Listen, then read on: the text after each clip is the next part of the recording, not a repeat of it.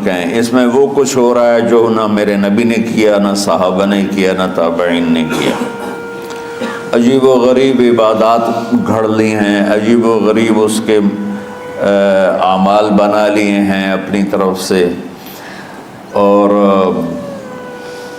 مسجدیں بھری ہوتی ہیں اور روشنیاں لگی ہوتی ہیں اور آتش بازی ہو رہی ہوتی ہے۔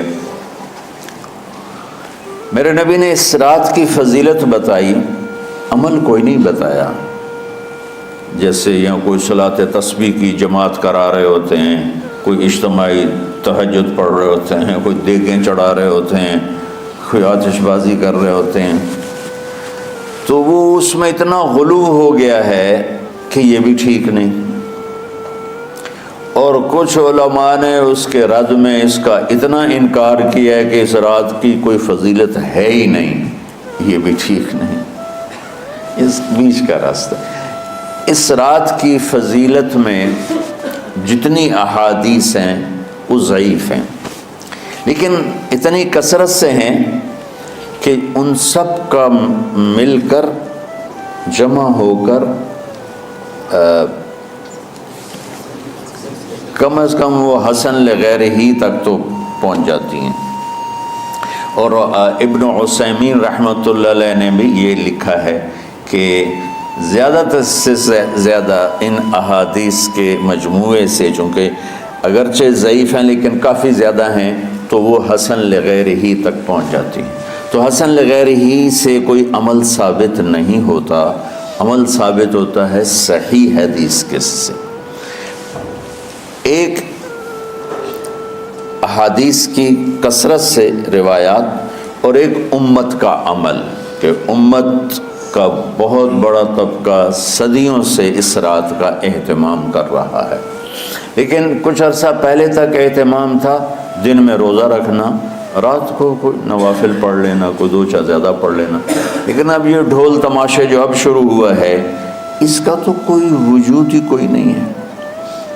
تو اس رات کو اللہ تعالیٰ نے مبارک بنایا، اور حدیث پاک میں آتا ہے کہ اللہ تعالیٰ اس رات میں ساری دنیا کے لوگوں کی بخشش فرماتا ہے، سوائے 5 آدمیوں کی۔ 5 کے سوا سب اہل ایمان کی بخشش ہو جاتی۔ مشرک، المشرک،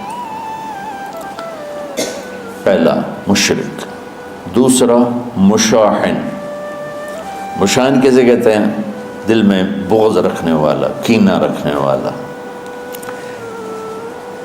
تیسرا مسبل ازارہ، اپنے پاجامے شلوار چادر کو ٹخنوں سے نیچے تک لے جانے والا، لیکن ایک شرط کے ساتھ کہ وہ تکبر کی وجہ سے ہو، سستی کی وجہ سے ہے، غفلت کی وجہ سے ہے۔ چونکہ جب آپ نے ایک مرتبہ اس کے بارے میں بات کی تو حضرت ابوبکر صدیق نے کہا یا رسول اللہ، میری چادر، عرب چادر باندھتے تھے جیسے ہمارے پنجاب کا لباس چادر تھا، اب وہ کم ہو گئے، ہماری تو بزرگ عورتیں بھی اور مرد بھی سب چادر باندھتے تھے، شلوار تو کسی کو پتہ ہی نہیں ہوتا تھا ہمارے بچپن میں۔ یہ تو پھر آہستہ آہستہ جب تعلیم آئی تو شلوار دیہاتوں میں بھی اور شہروں میں عام ہو گئی۔ تو اگر وہ اس لیے لٹکا رہا ہے کہ طبیعت میں تکبر ہے، پھر اس وعید کا وہ حقدار ہے۔ اگر ویسے اس کی نیچے جا رہی ہے تو میرا مالک ایسا، وہ تو ہے ہی رحیم و کریم، ہے ہی رحیم و کریم، ہے ہی رحیم و کریم، صرف شلوار نیچے لٹکانے سے وہ اتنی شدید سزا دے۔ اگر اس کے پیچھے تکبر ہے، پھر ہے، یہ تکبر نہیں ہے تو انشاءاللہ وہ اس سے محفوظ ہوگا۔ تو اپنی چادر کو لٹکانے والا، لیکن بشرط تکبر۔ کتنے ہو گئے؟ 3۔ عاق لوالدیہ، ماں باپ کا نافرمان، نافرمان ایسا کہ دکھ دینے والا، چھوٹی موٹی اونچ نیچ تو ہر بچے سے ہو جاتی ہے، نہیں جن نے والدین کو ٹکڑے ٹکڑے کر دیا ہو اور ان کو دکھ دے دے دے دے کے ان کا سینہ چیر دیا ہو، چونکہ آپ کہتے ہیں پرزے پرزے کرنا کسی چیز کو، تو اپنے دکھ دے کر اپنی بدتمیزی کے ساتھ اس نے ماں باپ کا دل زخمی کر دیا ہو، ایک یہ نہیں معاف ہوتا۔ پانچواں مدمن خمر، مسلسل شراب پینے والا، مستقل جو شراب کا عادی ہو، ان پانچ کو مؤخر کر دیا جاتا ہے۔ معافی نہیں ہونے کا مطلب یہ نہیں کہ اللہ تعالیٰ کبھی معاف نہیں کرے گا، معافی نہ ہونے کا مطلب یہ ہے کہ یہ پانچ ایسے گناہ ہیں کہ اس کی وجہ سے بخشش رک جاتی ہے۔ اگر وہ شرک سے نکل آئے، وہ کینہ سے نکل آئے، وہ تکبر سے نکل آئے، وہ والدین کی نافرمانی سے نکل آئے، شراب چھوڑ دے، تو ان کی بھی بخشش ہو جاتی۔ جب کوئی توبہ کرے گا فوراً بخشش ہو جائے گی۔ نہ 15 شعبان کی ضرورت ہے، نہ لیلۃ القدر کی ضرورت ہے، نہ بیت اللہ جانے کے ساتھ توبہ کی شرط ہے۔ جہاں بھی وہ بیٹھ کے توبہ کرے گا، جس لمحے میں کرے گا، اسی وقت اس کی توبہ قبول ہوگی اور اللہ اس کے پچھلے سارے گناہوں کو معاف فرما دے گا۔